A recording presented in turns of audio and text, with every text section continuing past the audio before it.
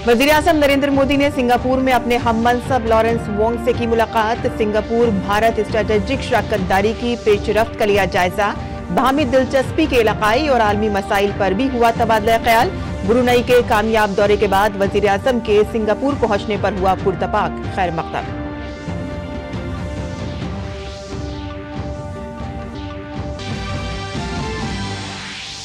असातिज़ा का कौमी दिन आज। सदर जमहूरिया द्रौपदी मुर्मू मुल्क भर से मुंतखब 82 असातिज़ा को देंगी एजाज। दिल्ली के विज्ञान भवन में होगा तकरीब का इनेकाद। हर टीचर को 50,000 रुपए की नकद रकम, सनद और चांदी के तमगे से किया जाएगा सरफराज।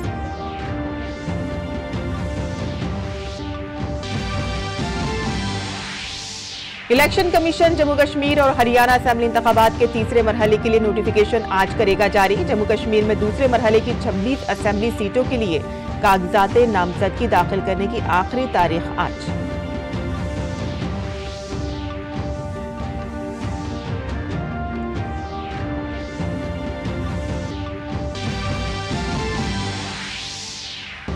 वज़ीर दिफा राजनाथ सिंह तीनों अफवाज की पहली मुश्तरका कमांडर कॉन्फ्रेंस में आज करेंगे शिरकत। मजबूत और महफूज भारत है कॉन्फ्रेंस का मौजू। कल से शुरू हुई कॉन्फ्रेंस में एक ही जगह तमाम फौजी कमांडरों के साथ सिक्योरिटी के मसाइल पर बहस जारी।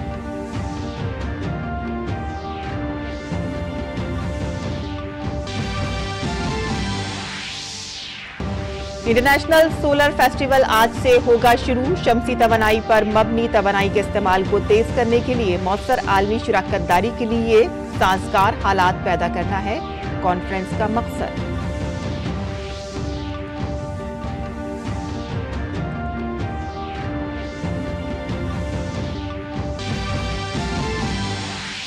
दिल्ली एक्साइज पॉलिसी मामले में सुप्रीम कोर्ट में केजरीवाल की जमानत की दरख्वास्त पर समाअत आज। केजरीवाल ने सीबीआई केस में गिरफ्तार को किया है challenge.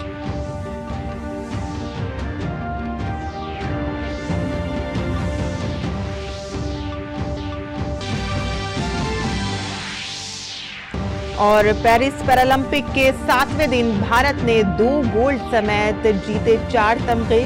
Para Archer Harvinder Singh ने जीता गोल्ड मेडल, जबकि क्लब थ्रो में धर्मवीर ने गोल्ड और प्रणव सूरमा ने जीता सिल्वर। और अब तक भारत ने 5 गोल्ड समेत जीते हैं 24 तमगे।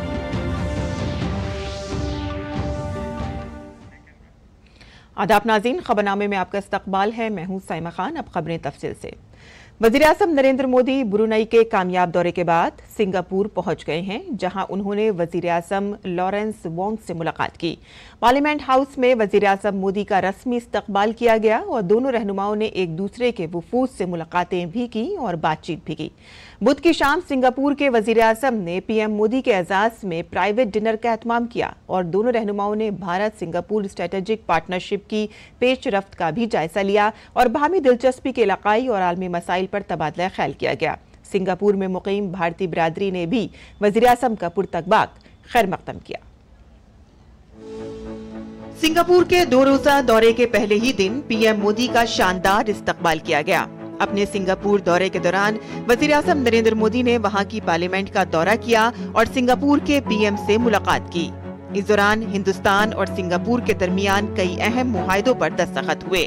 वज़ीर-ए-आज़म मोदी कारोबारी रहनुमाओं से भी मुलाकात करेंगे और इसके साथ ही पीएम मोदी सेमीकंडक्टर इंडस्ट्री से वाबस्ता बड़े शिराकतदारों से भी मुलाकात कर सकते हैं। पीएम मोदी के दौरे से कुछ दिन पहले दोनों ममालिक के वुज़रा के ग्रुप की एक अहम मीटिंग हुई, जिसमें digitalisation, health care, green technology, skill development, advance manufacturing और कनेक्टिविटी जैसे अहम शोबों में मिलकर आगे बढ़ने पर गौर किया गया।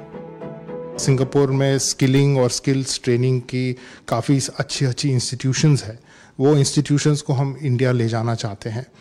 ग्रीन एनर्जी है, सस्टेनेबिलिटी है, जो ग्रीन हाइड्रोजन है, ग्रीन एमोनिया है, उस पे भी सहयोग की बात हो रही है।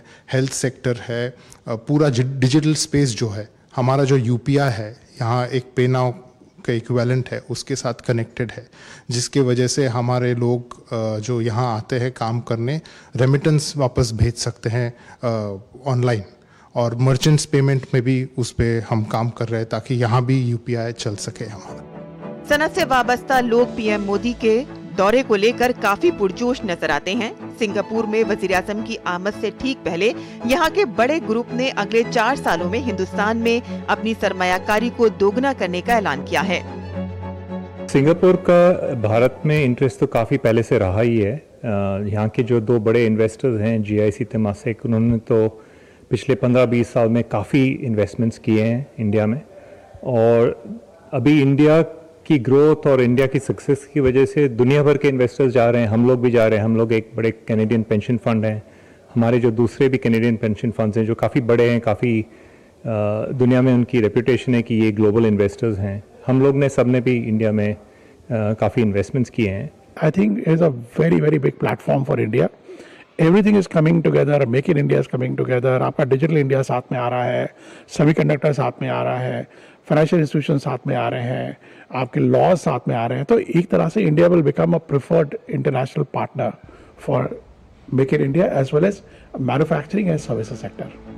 काबिल जिक्र है कि हाल ही में भारत में गुजरात में सेमीकंडक्टर पार्क के हवाले से फैसला किया गया है। हिंदुस्तान चिप मैन्युफैक्चरिंग के लिए एक जदीद और बेहतरीन माहौलियाती निजाम बनाने की सिमत तेजी से काम कर रहा है, और ऐसी सूरत में हाल ही में सिंगापुर और हिंदुस्तान के दरमियान इस शोबे में ताउन को वुसअत देने के काफी इम्कानात हैं। सिंगापुर से शैलेंद्र मिश्रा की रिपोर्ट, DD न्यूज उर्दू खबरें। और आज टीचर्स डे यानी कि असातिज़ा का कौमी दिन है। इस मौके पर सदर जमहूरिया द्रौपदी मुर्मू आज नई दिल्ली के विज्ञान भवन में मुनक़िद एक प्रोग्राम में 82 मुंतखब असातिज़ा को साल 2024 के कौमी टीचर्स अवार्ड से सरफराज करेंगी। इस साल टीचर अवार्ड हासिल करने वाले 50 असातिज़ा का ताल्लुक महकमा स्कूल एजुकेशन एंड लिटरेसी से है। ये असातिज़ा 28 रियासतों, 3 मरकज के ज़ेर इंतज़ाम इलाकों और 6 तंजीमों से हैं, जिन्हें महकमा स्कूल एजुकेशन ने एक ऑनलाइन और शफाफ 3 सतही इंतखाबी अमल के जरिए मुंतखब किया है। और इसके अलावा महकमा हायर एजुकेशन के 16 असातिज़ा और स्किल डेवलपमेंट एंड एंटरप्रेन्योरशिप वजारत के 16 असातिज़ा को भी एजाज़ से नवाजा जाएगा। असातिज़ा को कौमी अवार्ड्स पेश करने का मकसद उनकी मुनफरिद खिदमात को उजागर करना और इन असातिज़ा को इज्जत देना है, जिन्होंने अपने अज़्म और मेहनत से न सिर्फ तालीमी मयार को बेहतर बनाया बल्कि अपने तलबा की जिंदगियों को भी संवारा है। इनाम के तौर पर हर असातिज़ा को 50,000 रुपये नकद, एजाज़ी सनद और चांदी का तमगा दिया जाएगा।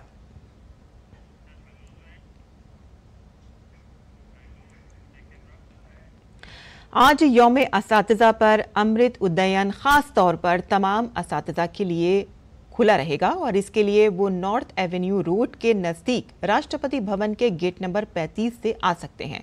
और उनकी सहूलत के लिए सेंट्रल सेक्रेटेरिएट मेट्रो स्टेशन से राष्ट्रपति भवन के गेट नंबर 35 तक मुफ्त शटल बस सर्विस भी दस्तयाब होगी। आपको बताते चलें कि अब तक 1.5 लाख से ज्यादा लोग अमृत उद्यान का दौरा कर चुके हैं।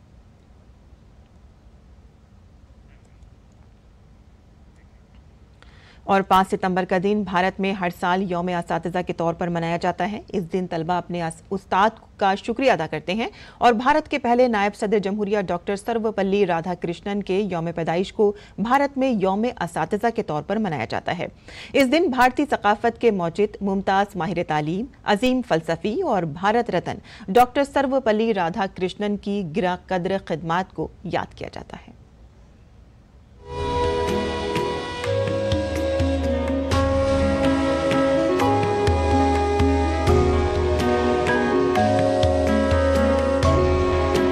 हर साल 5 सितंबर को भारत के पहले नायब सदर जमहूरिया और दूसरे सदर जमहूरिया अजीम माहिर तालीम और दानिश्वर डॉक्टर सर्वपल्ली राधाकृष्णन का यौम पैदाइश यौम असातिज़ा के तौर पर मनाया जाता है।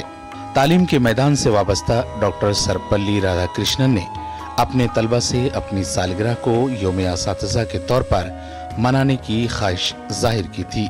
उनकी ख्वाहिश का एहतराम करते हुए मुल्क में 1962 से हर साल 5 सितंबर को उनकी सालगिरह को यौम असातिज़ा के तौर पर मनाया जाता है।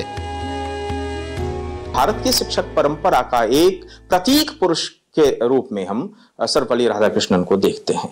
राधाकृष्णन जैसे विराट व्यक्तित्व को याद करने का आशय है भारत की परंपरा के गुरु को याद करना और गुरु की भूमिका विस्तार को समझना। डॉक्टर सर्वपल्ली राधाकृष्णन 5 सितंबर 1888 को तमिलनाडु के तिरुतनी गांव में पैदा हुए। बचपन से ही ज़हीन डॉक्टर राधा कृष्णन ने फलसफे में एमए किया और 1916 में मद्रास रेजिडेंसी कॉलेज में फलसफे के असिस्टेंट प्रोफेसर मुकर्रर हुए। डॉक्टर राधा कृष्णन ने अपनी तहरीरों और तकरीरों के जरिए दुनिया को भारतीय फलसफे से मुतारिफ कराया।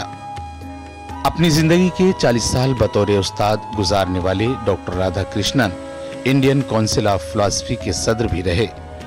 मुल्क और दुनिया की कई यूनिवर्सिटियों ने उन्हें इजाज़ती डिग्रियों से नवाजा। 1931 में बरतानवी हुकूमत ने तालीम के मैदान में उनकी बेमिसाल खिदमत पर उन्हें नाइट के एजाज से भी नवाजा। आज़ादी के बाद डॉक्टर राधा कृष्णन आइन साज असम्बली के रुकन बने। 1949 से 1952 तक वो उस वक्त के सोवियत यूनियन में भारत के सफीर रहे। 1952 में वो मुल्क के पहले नायब सदर बने और 1962 में वो मुल्क के दूसरे सदर मुंतखब हुए। तालीम और सियासत के शोबों में उनकी शानदार खिदमत पर उन्हें 1954 में भारत के आला तरीन एजाज भारत रत्न से नवाजा गया। वो 17 अप्रैल 1975 को तवील अदालत के बाद इंतकाल कर गए। नमन करते हैं सर्वपल्ली राधा कृष्णन जी, क्योंकि उनकी स्मृति में उन्होंने जो शिक्षा में मूल्य दिए, उन्होंने जो शिक्षा में काम किया और एक बहुत साधारण परिवार से उठ के वो राष्ट्रपति तक पहुंचे। तो एक शिक्षक जो है वो किस तरह से एक प्रेरणा बने विद्यार्थियों को, उसको हम नमन करते हैं। अजीम माहिर तालीम और फलसफी डॉक्टर राधा कृष्णन ने पूरी दुनिया को एक स्कूल समझा, मुल्क और बैरून मुल्क में भारतीय सकाफत को फरोग दिया और जिंदगी भर तालीम की तरक्की के लिए कोशा रहे। और लखनऊ में कल शुरू होने वाली पहली ज्वाइंट कमांडर्स कॉन्फ्रेंस के दूसरे दिन वजीर दिफा राजनाथ सिंह वजारत के आला ओहदेदारों और भारतीय मुसल्लह अफवाज के आला ओहदेदारों से बातचीत करेंगे।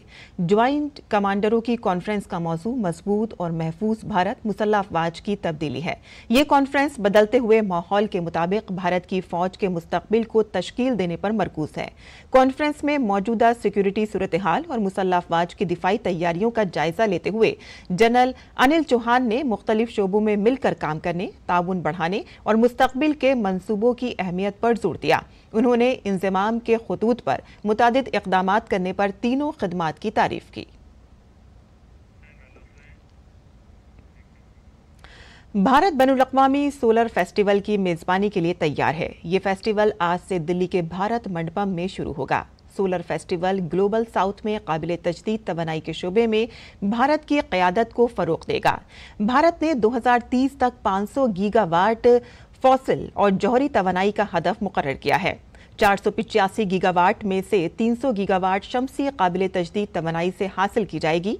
बैनुल-अक़वामी सोलर फेस्टिवल में अफ्रीकी बर्र-ए-आज़म और मग़रबी ममालिक के साथ साथ एशिया डेवलपमेंट बैंक, अक़वाम मुत्तहिदा के आलमी बैंक जैसे बहुत से दूसरे इदारे शिरकत करेंगे जो काबिल तजदीद तवानाई के शोबे को बढ़ाने और इस पर इन्हिसार कम करने के लिए काम कर रहे हैं।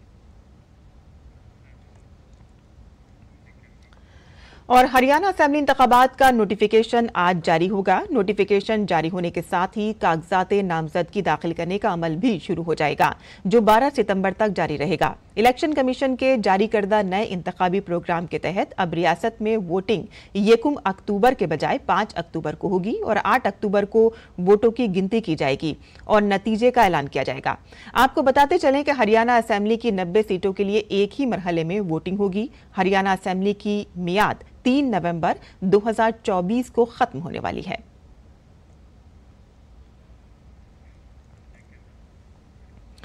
जम्मू कश्मीर असेंबली इंतखाबात के तीसरे मरहले का नोटिफिकेशन आज जारी होगा और इसके साथ ही कागजात नामजदगी का अमल भी शुरू हो जाएगा, जो 12 सितंबर तक जारी रहेगा। इस मरहले के लिए कागजात नामजदगी की जांच पड़ताल 13 सितंबर को होगी और 17 सितंबर तक नाम वापस लिए जा सकते हैं।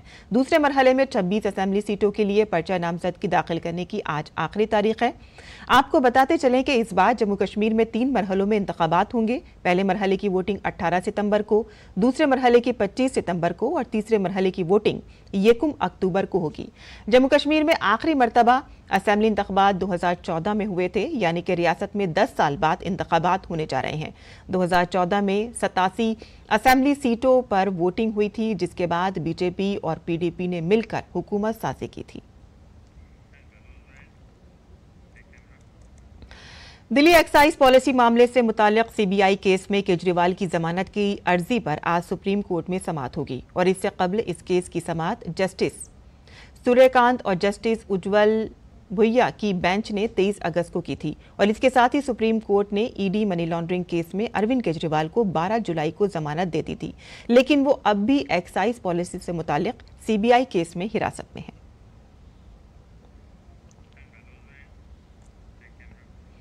कोलकाता में कल रात ट्रेनी डॉक्टर की इस्मतदरी और कत्ल के खिलाफ कल एहतजाजी मुजाहरा किया गया। कोलकाता में सैकड़ों अफराद अपने घरों की लाइट्स बंद करके सड़कों पर उतर आए और आरजीकर अस्पताल वाक़े के खिलाफ अपना एहतजाज दर्ज कराया।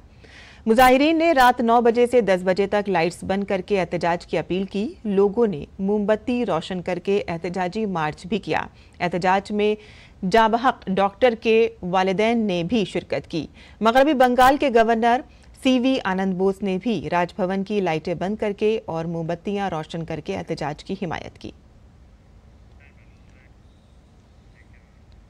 और कोलकाता के आरजीकर मेडिकल कॉलेज और अस्पताल में ट्रेनी डॉक्टर के साथ 8 से 9 अगस्त की रात इस्मतदरी और कत्ल के खिलाफ जूनियर डॉक्टरों का मुजाहरा 26वें दिन भी जारी रहा।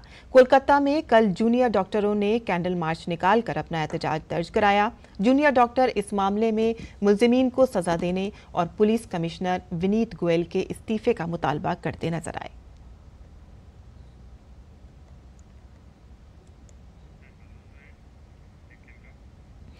महाराष्ट्र के सिंधुदुर्ग जिले के राजकोट किले में छत्रपति शिवाजी महाराज की मूर्ति गिराए जाने के मामले में पुलिस ने मुजस्मा साज जयदीप आपटे को गिरफ्तार कर लिया है। इस वाक़े के 2 हफ्ते बाद बुध की रात जयदीप आपटे को पुलिस ने हिरासत में लिया था।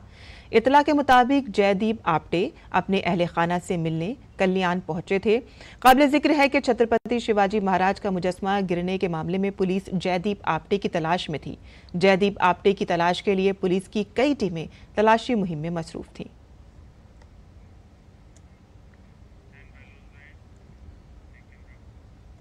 वज़ीर-ए-आज़म नरेंद्र मोदी ने पेरिस पैरालंपिक में गोल्ड मेडल जीतने पर पैरा तीर अंदाज हरविंदर सिंह को मुबारकबाद पेश की है। वज़ीर-ए-आज़म नरेंद्र मोदी ने सोशल मीडिया प्लेटफॉर्म एक्स पर लिखा कि पैरा तीरंदाजी में एक बहुत सी खास गोल्ड मेडल पैरालंपिक 2024 में मर्दों के इनफरादी रिकर्व ओपन में तलाई तमगा जीतने के लिए हरविंदर सिंह को मुबारकबाद। उनकी एक्यूरेसी, तवज्जो और गैर मुतज़ल्ज़ल जज्बा शानदार है। भारत उनकी कामयाबी से बहुत खुश है।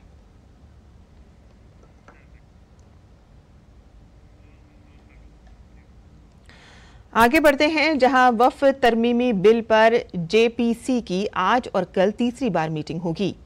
कमेटी की पहली मीटिंग 22 अगस्त को हुई थी। दूसरी मीटिंग 30 अगस्त को नई दिल्ली में हुई। मीटिंग के बाद कमेटी ने आवाम से राय और तजावीज़ तलब की और इसके लिए 15 दिन का वक्त दिया गया था। 30 अगस्त को जेपीसी की दूसरी मीटिंग में काफ़ी हंगामा हुआ। अपोजिशन अरकान ने कुछ देर के लिए इजलास से वॉकआउट भी किया।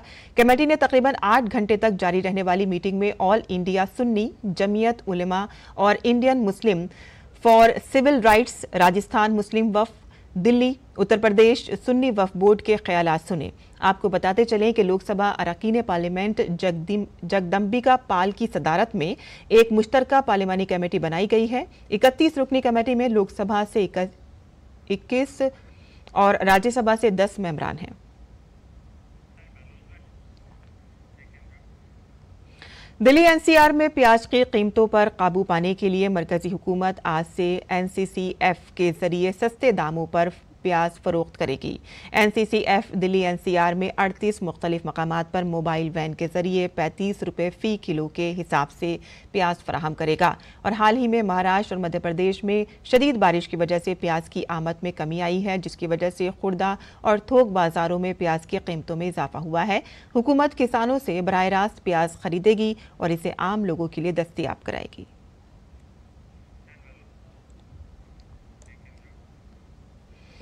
श्रीलंका की बहरिया के जरिए रिहा किए गए 7 भारतीय माहीगीर चेन्नई के हवाई अड्डे पर वापस आ गए हैं। गुज़िश्ता रोज श्रीलंका की बहरिया ने अपने पानियों में माहीगीरी के इल्जाम में गिरफ्तार 7 भारतीय माहीगीरों को रिहा किया था। श्रीलंका की बहरिया के हाथों गिरफ्तार किए गए 30 भारतीय माहीगीरों को गुज़िश्ता माह रिहा किया गया था।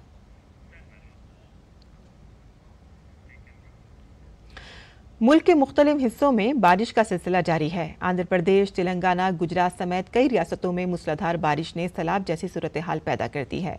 पानी जमा होने और बारिश की वजह से मामूलाते ज़िंदगी दरहम बरहम हैं। महकमा मौसमियात ने आइंदा 3 से 4 रोज़ तक बारिश का अलर्ट जारी किया है। गुजरात, मध्य प्रदेश, केरल, छत्तीसगढ़, अरुणाचल प्रदेश, मशरक़ी यूपी, राजस्थान के कुछ हिस्सों, उड़ीसा, कर्नाटक के साहिली इलाकों, आसाम और मेघालय में बारिश का येलो अलर्ट जारी किया गया है।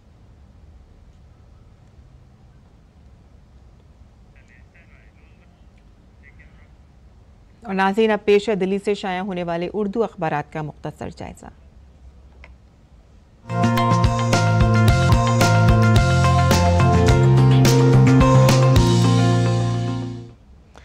तो दिल्ली से शाया होने वाले तमाम अखबारात ने वज़ीर आज़म नरेंद्र मोदी के ब्रुनेई दौरे के बाद अब सिंगापुर के दौरे की खबर को ही सुर्ख़ी बनाया है और कुछ तस्वीरें भी इसमें शाया की गई हैं, जिसमें वज़ीर आज़म नरेंद्र मोदी सिंगापुर के वज़ीर आज़म से एक मुलाकात कर रहे हैं। ये मुलाकात काफ़ी खुशगवार माहौल में दिखाई पड़ रही है और ये तस्वीरें भी इसमें शाया हुई हैं। आगे बढ़ते हैं। बता दें आपको कि लेफ्टिनेंट गवर्नर ने कुमार सक्सेना को बोर्ड और तमाम आईनी कमेटियां तश्कील देने का इख्तियार अब दे दिया है। मरकज की जानिब से अब एलजी ही दिल्ली के असल बॉस और नोटिफिकेशन जारी करने वाले होंगे। आगे बढ़ते हैं। जहां शुमाली कोरिया के किम जोंग ने सैलाब के जिम्मेदार 30 अहलकारों को सजाए मौत देने का ऐलान किया है।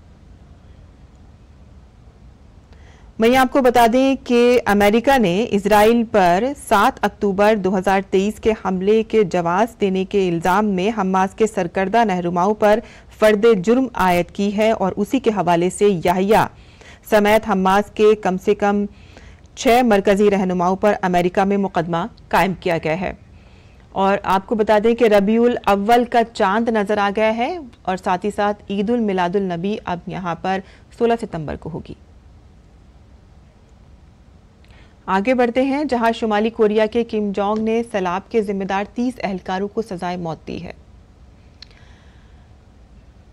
और आपको बता दें कि अमेरिका ने 2023 में जो हमला हुआ था उसके लिए हमास के रहनुमाओं को कसूरवार ठहराया है और उसी के हवाले से याहिया समेत हमास के यहां पर 6 मरकजी रहनुमाओं पर अमेरिका में मुकदमा चलाया जाएगा। और आज टीचर्स डे है, उसी के हवाले से अखबार में कई यहाँ पर आर्टिकल्स शाया हुए हैं। उसी के हवाले से यहाँ पर भी आर्टिकल शाया हुआ है। बहुत ही खूबसूरत आर्टिकल है जिसका उन्वान है यहाँ पर रहबर भी और हमदम भी और गम गुसार हमारे असातिज़ा।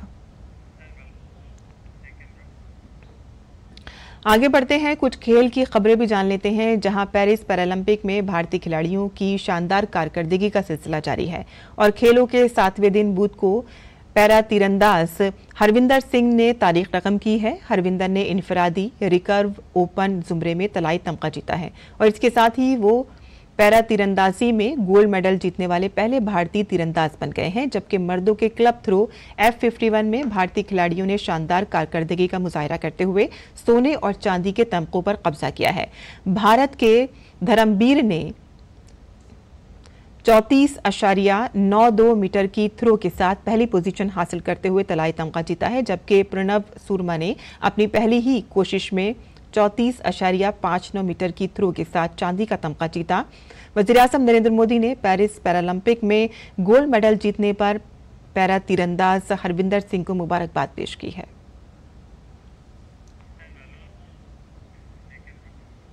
और अब पेश है मुल्क भर के मौसम का हाल।